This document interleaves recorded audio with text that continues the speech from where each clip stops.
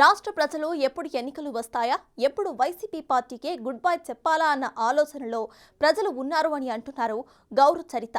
ఇసుక ల్యాండ్ దౌర్జన్యాలు, దోపిడీలకు కాటసానే రాంభూపాల్ రెడ్డి పాల్పడ్డారు. ప్రజాస్వామ్య దేశంలో ఉన్నామా లేక అరాచక పాలనలో ఉన్నామా అంటున్న గౌరు చరితతో మా ప్రతినిధి ఫేస్ టు ఫేస్. టీడీపీ అధిష్టానం తీసుకున్నటువంటి అభ్యర్థుల జాబితాను ప్రకటించింది. అయితే మాజీ ఎమ్మెల్యే గౌరు చరితారెడ్డిని పాణ్యం ఎమ్మెల్యేగా ప్రకటించడం జరిగింది. మనతో మాట్లాడడానికి మేడం ఉన్నారు. మేడం నమస్తే, చెప్పండి, ఇప్పటికే ఎలా ఉందంటారు పబ్లిక్ నుండి రెస్పాన్స్? చాలా బాగుంది. ఎప్పుడు ఎలక్షన్స్ వస్తాయా, ఎప్పుడు ఈ వైకాపా ప్రభుత్వాన్ని ఇంటికి పంపిస్తామని రాష్ట్ర ప్రజలంతా కూడా ఎదురు చూస్తూ ఉన్నారు. ఎందుకంటే ఈ ప్రభుత్వం అధికారంలోకి వచ్చిన తర్వాత ఏ ఒక్క వర్గం కూడా సంతోషంగా లేరు. రైతులైతేనేమి, యువత అయితేనేమి, మహిళలు అయితేనేమి, ఈరోజు అన్ని వర్గాల వారు ఇబ్బందులు పడుతూ ఉన్నారు. ఆయన నేనేదో సంక్షేమ పథకాలు ఇస్తాను, 10 రూపాయలు ఇచ్చి 100 రూపాయలు లాగేసుకుంటా ఉన్నాడు. ఈరోజు నిత్యావసర వస్తువుల ధరలు ఆకాశాన్ని అంటుతున్నాయి. కరెంటు బిల్లులు, అలాగే చెత్త పైన కూడా వసూలు చేస్తూ ఉన్నారు. కాబట్టి అన్ని రకాలుగా అన్ని రంగాల్లో ఈరోజు యువతకు ఉద్యోగ ఉపాధి అవకాశాలు, ఆ రోజు ఎలక్షన్ల మేనిఫెస్టోలో చెప్పారు, మేము అధికారంలోకి వస్తే 2,30,000 ఉద్యోగాలు ఇస్తామని, ప్రతి ఇయర్ జనవరిలో జాబ్ క్యాలెండర్ విడుదల చేస్తామని హామీ ఇవ్వడం జరిగింది. కానీ ఏ ఒక్క హామీని నెరవేర్చకుండా ఎంతసేపు ఉన్న ఈ వైకాపా ప్రభుత్వం అధికారంలోకి వచ్చిన తర్వాత దోచుకోవడం, దాచుకోవడమే పనిగా అయింది. అన్నీ ఏవి వదిలిపెట్టడం లేదు.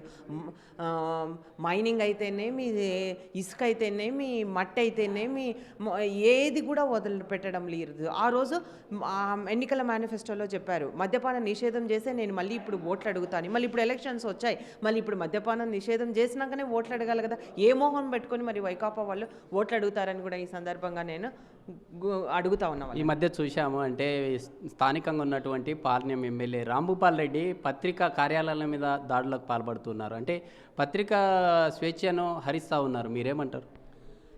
ఇది చాలా దుర్మార్గమైన చర్య. ఇది చాలా అమానుషము. పత్రికలు అంటే ప్రజలకు, ప్రభుత్వానికి వారధిగా ఉంటూ ప్రజల సమస్యలు పాలకుల దృష్టికి, అధికారుల దృష్టికి తీసుకెళ్ళి వాటి సమస్యల పరిష్కారం కోసము పనిచేసేవే పత్రికలు. అంటే రాజ్యాంగం కల్పించిన 4వ మూలస్తంభం పత్రికలు, జర్నలిస్టులు. అటువంటి పత్రికలపై, కార్యాలయాలపైన దాడి చేయడము, పత్రికా ఫోటోగ్రాఫర్లపైన దాడి చేయడము అంటే వైకాపా ప్రభుత్వంలో మనము ప్రజాస్వామ్య దేశంలో ఉన్నామా, అప్రజాస్వామిక దేశంలో ఉన్నామా అర్థం కాని పరిస్థితి ఉంది. ఈరోజు ఎంత దౌర్భాగ్యం అంటే ఇటువంటి, అంటే ఇంకా పత్రికలకు, కార్యాలయాలకు, జర్నలిస్టులకే రక్షణ లేనప్పుడు ఇంకా సామాన్య మానవునికి ఈ వైకాపా పాలనలో ఏమి రక్షణ ఉంటుందని కూడా ఈ సందర్భంగా పబ్లిక్ లేకి మీరు వెళ్తూ ఉన్నారు. ఇప్పటికే మనం చూస్తూ ఉన్నాము, పాణ్యం సంబంధించినటువంటి నియోజకవర్గంలో పబ్లిక్ని, స్థానికంగా ఉన్నటువంటి ఎమ్మెల్యే అరాచకాలు కావచ్చు లేదా కబ్జాలకు పాల్పడుతున్నారనేటటువంటి వార్తల్ని చూస్తూ ఉన్నాం. మీకు ఎలాంటి రెస్పాన్స్ వస్తూ ఉంది పబ్లిక్ నుంచి? మంచి రెస్పాన్స్ ఉంది. ఎందుకంటే ఈ ఎమ్మెల్యే అధికారంలోకి వచ్చిన తర్వాత దోచుకోవడం, దాచుకోవడం, ఎక్కడ సెంటు స్థలం కూడా వదిలిపెట్టడం లేదు.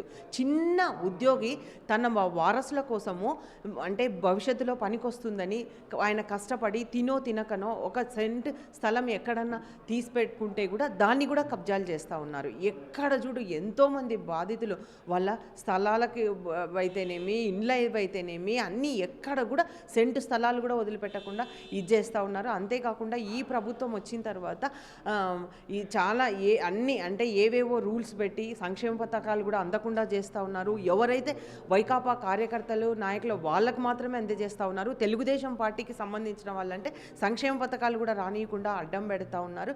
కాబట్టి ఈ ప్రభుత్వంతో రాష్ట్ర ప్రజలంతా విసిగిపోయినారు. అన్ని రంగాల్లో విఫలమైందని నేను చెప్తా ఉన్నాను. ఈ మధ్యకాలము కాటసాని రాంభూపాల్ రెడ్డి ప్రెస్ మీట్లు పెట్టి అతను ఏదైతే అరాచకాలు, అవినీతిగా దోచుకున్నటువంటి సొమ్ము ఏదైతే ఉందో వాటిని బయట పెడితే నేను మీకు రాసిస్తా అని చెప్పి చెప్తా ఉన్నారు. మీరేమంటారు? మేము గతంలో ఇప్పటికే 3 సార్లు సవాలు విసరడం జరిగింది. అంటే మీకు ఇష్టదైవమైన యాగంటి ఉమామహేశ్వర స్వామి దేవస్థానానికి వస్తారా, లేకపోతే కలెక్టరేట్ దగ్గర చర్చకు వస్తారా, లేకపోతే మీ ఇంటికే మమ్మల్ని రమ్మంటారా అని కూడా నేను ప్రతి సవాలు విసరడం జరిగింది. దానికి ఏమాత్రం ఇంతవరకు స్పందన లేదు. మేము ఆయన కబ్జాలు చేసినట్టు మాకు రాసేయడం లేదు. ఎంతోమంది బాధితులు మా ఇంటికి వస్తూ ఉన్నారు, క్యూ కట్టినారు. ఆయన ఏమన్నా ఉంటే మేము వాళ్ళకే రాసిస్తా అని చెప్పడం జరిగింది ఎమ్మెల్యే గారు. కాబట్టి మాకు మాకు మేము ఆయన ఆస్తులు మేము అడగట్లేదు. ఎవరైతే బాధితులు ఉన్నారో వాళ్ళకి ఇవ్వమని మేము కోరుతా ఉన్నాం. ఇప్పటికే చాలామంది వచ్చిపోతూ ఉన్నారు. కాబట్టి బాధితులకు న్యాయం చేయండి.